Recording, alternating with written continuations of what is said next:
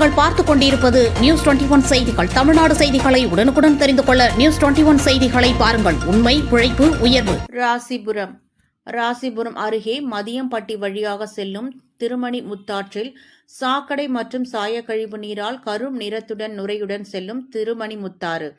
500க்கும் மேற்பட்ட விவசாய நிலம் மற்றும் நிலத்தடி நீர் பாதிப்பு. பலமுறை புகார் தெரிவித்தும் நடவடிக்கை எடுக்காத மாவட்ட நிர்வாகம். சேலம் மாவட்டம் ஏற்காடு மலையடிவாரத்தில் இருந்து திருமணி முத்தாறு தொடங்கி சேலம் நகர் பகுதி ஆட்டையாம்பட்டி, மதியம்பட்டி, எலச்சிபாளையம், பரமத்தி வேலூர் வழியாக சென்று திருமணி முத்தாறு இறுதியாக காவிரி ஆற்றில் கலக்கிறது. இந்த நிலையில் நாமக்கல் மாவட்டம் ராசிபுரம் அடுத்த வெண்ணந்தூர் ஒன்றியத்திற்குட்பட்ட மதியம்பட்டி வழியாக திருமணி முத்தாறு செல்கிறது. திருமணி முத்தாறில் சாக்கடை மற்றும் சாயக்கழிவு நீர் கலப்பதால் ஆற்றில் கரும் நிறத்துடனும் நுரையுடனும் நீரானது செல்கிறது.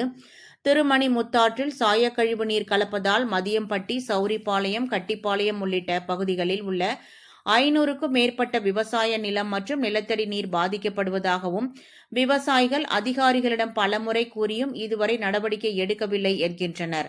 உடனடியாக திருமணி முத்தாறில் சாய கழிவுகள் கலக்காதவாறு அதிகாரிகள் நடவடிக்கை எடுக்க வேண்டும் என விவசாயிகள் கோரிக்கை விடுத்துள்ளனர். நியூஸ் 21 செய்திகளுக்காக நாமக்கல் மாவட்ட செய்தியாளர் ஸ்ரீனிவாசன்.